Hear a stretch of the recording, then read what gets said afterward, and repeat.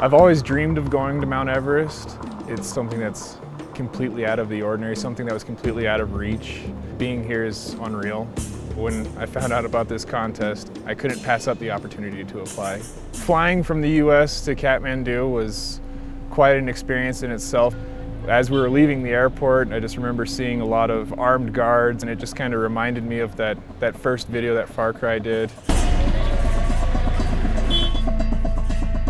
I just thought this place is insane.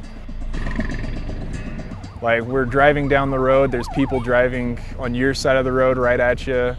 Everybody's just honking their horns. We drove past one shop and there's a guy out there gutting, like, I think he had actual guts in his hand and he was chopping them up. It's pretty gnarly. So before crashing from my jet lag, we went and walked through the town. It was really chaotic. There was a lot of people. It was shoulder to shoulder, very narrow streets. It's just a lot was going on.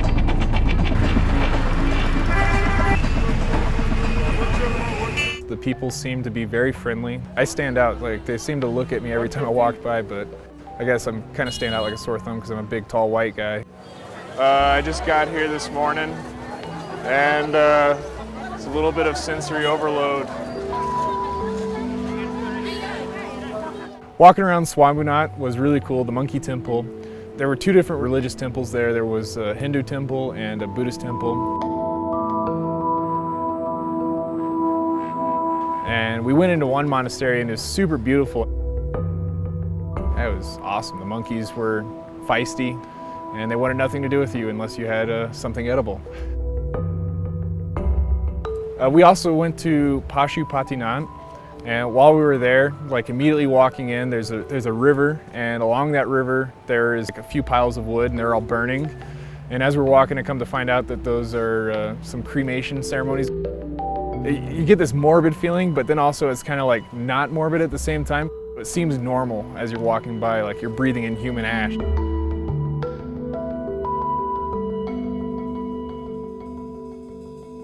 There's also a few sadhus, the holy men there. Some of them even had like human ash on them. And they had their faces painted, long beards, long hair. We hung out with them for a bit, took some photos with them.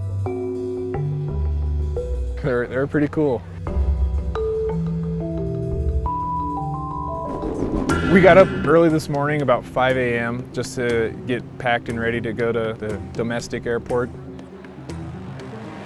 I knew the plane was small, but I didn't expect it to be this small. And I was like, man, there's no way I'm gonna fit in that thing.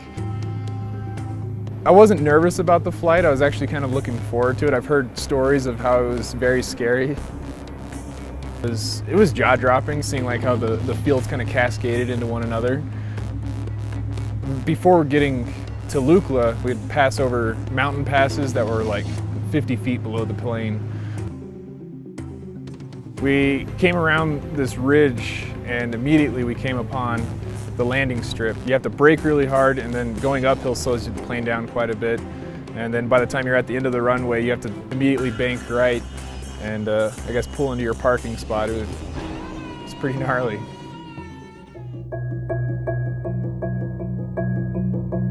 When we first got in, we met the Sherpas, and one of the Sherpas that we met has summited 19 times. It's incredible. They're very, very nice people.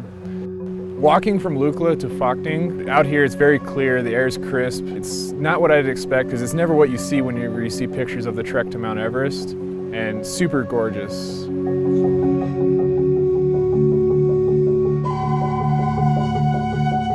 Along the way, there was quite a few prayer stones and prayer wheels, and a lot of them were painted black and the lettering was painted white, so it looked really, really neat. Waking up in Phokting was really cool. It was also nice to be able to look around and see some of the mountains that we were around. Phokting to Namche was really awesome. The mountains reminded me a lot of southern China, the really steep cliffs with the real green trees on them. The bridges were really cool. They were covered in prayer flags. When you'd get like halfway across the bridge, you'd look down and see the Milky River. You see a lot of porters, and they're carrying loads bigger than myself. So it's pretty impressive to see these guys. We stopped and got some tea, and off in the distance you can see like this awesome lush green canyon. It really reminded me of the Far Cry 4 reveal trailer. When they were driving up to that checkpoint, you could see that snow-capped mountain in the background with the greenery. The kids are everywhere. They're awesome. They're really funny. They're really cute. Love it when they enthusiastically say namaste. We came to the final bridge. It was really high, and I think it was the most beautiful bridge I've ever seen. Then after crossing the bridge, we came to the dreaded Namche Hill. I'd heard that it was going to be a bit of a doozy. As we were hiking it, I wholeheartedly agree with them on that.